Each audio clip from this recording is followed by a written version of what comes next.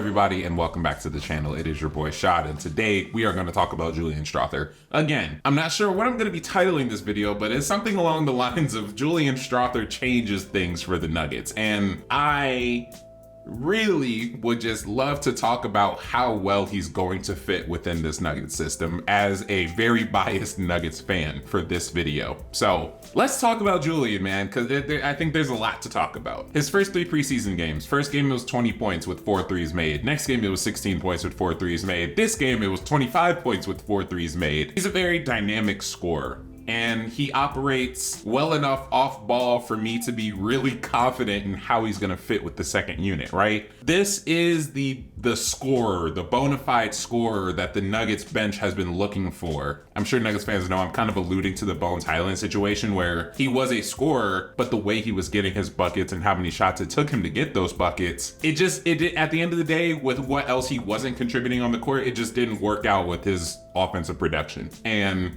I think Julian is going to be different because I think Julian has, like I said, this ability to be an off-ball scorer. He's really good at coming off those pin downs out of the right corner and grabbing the ball and either shooting it off the catch or taking it on his own and going in for a floater. Like, he's really comfortable coming off of all these curl actions and pin down actions that the Nuggets have ran for him.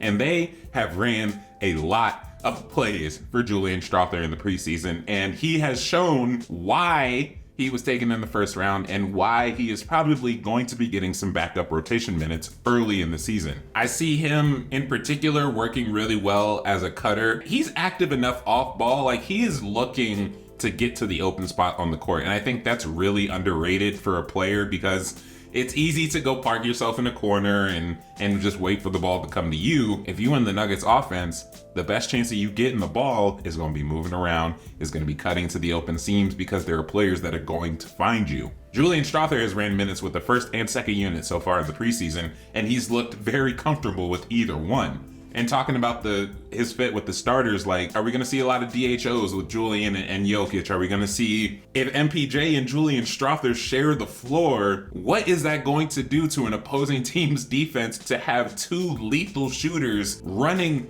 hella off-ball actions, waiting to knock it down with an elite playmaker and scorer in Jokic in his own right? That image in my head makes me extremely happy and extremely confident in the Nuggets outlook moving forward, because I admittedly was a little optimistic. I definitely was coming into the season with the loss of Bruce Brown and how it was going to affect our bench as a whole, what he brought to the table and everything. Like, how are we going to replace that? And I think the scoring aspect of, and coincidentally, the floater aspect of what Bruce Brown brings to the table, or brought to the table for us, Julian Strawther is going to bring that as well. The defensive part that Bruce Brown is leaving, we got Christian Brown and Peyton Watson, who are going to be getting more minutes, who can fill in the defensive gap for the second units. Like, Julian Strawther is the missing link for this Nuggets second unit.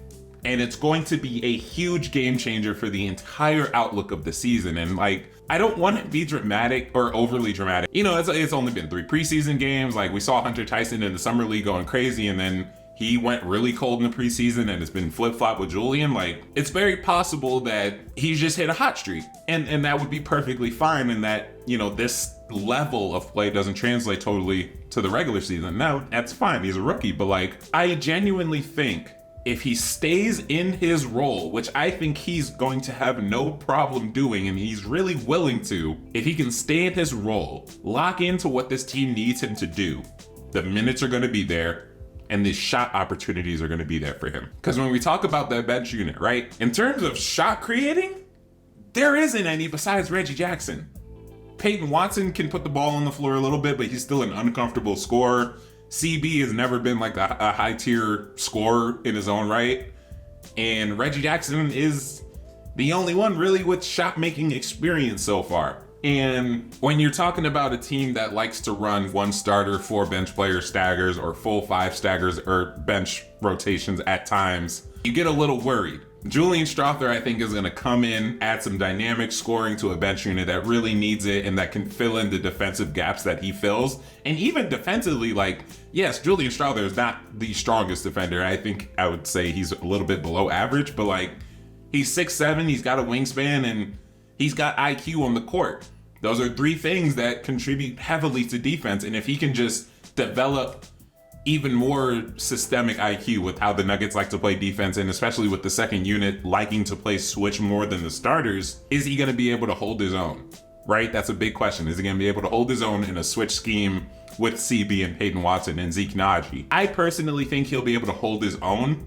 I'm not going to say he's going to excel. I don't think that's what the Nuggets are expecting him to do, and I don't think anyone should expect him to do. I just think that his ability to add offense to a defensive focused second unit is going to play really, really well during the season. Seeing him be an off-ball threat, seeing him being able to put the ball on the floor from the perimeter into the paint and finish the play with a floater, seeing him fit into the offense is just, it makes me happy. It makes me excited, it makes me confident, and ultimately I think he is going to have a long stay on this team and in the rotation for this season. I want to see him succeed. I want to see him make an all-rookie second team. It's going to be hard because this draft class is pretty stacked, but Julian's it, man. Julian is a hooper. Calvin Booth is a genius, man. He's a madman. He finds these players. He's managed to build a championship roster, or build upon a championship roster with pieces that are young and also ready to play, and also pieces for the future. And that is next level GM shit. Obviously, like a championship in your first year, dog. And now you're hitting back-to-back years on these two rookies late in the first round. Man, we're really blessed to have Calvin Booth, huh?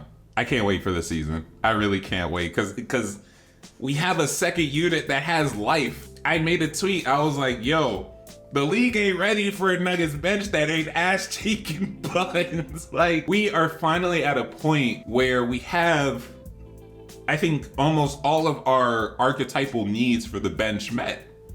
A scorer, two-way players. We need a big who can come out on a pick and roll and also defend the rim. And we need a point guard who can facilitate. The Nuggets bench looks good, dog. This optimism was not there last season. It wasn't even there like a month and a half ago. I'll be real with you. Right now, it's coming back. I want to see it in the regular season, but as of right now, my confidence in this Nuggets bench is coming back, and it's coming back pretty hard. Let me know what you think about the Nuggets bench. Let me know what you think about Julian Strawther. I'll catch y'all, man. That's all I got today. Peace out.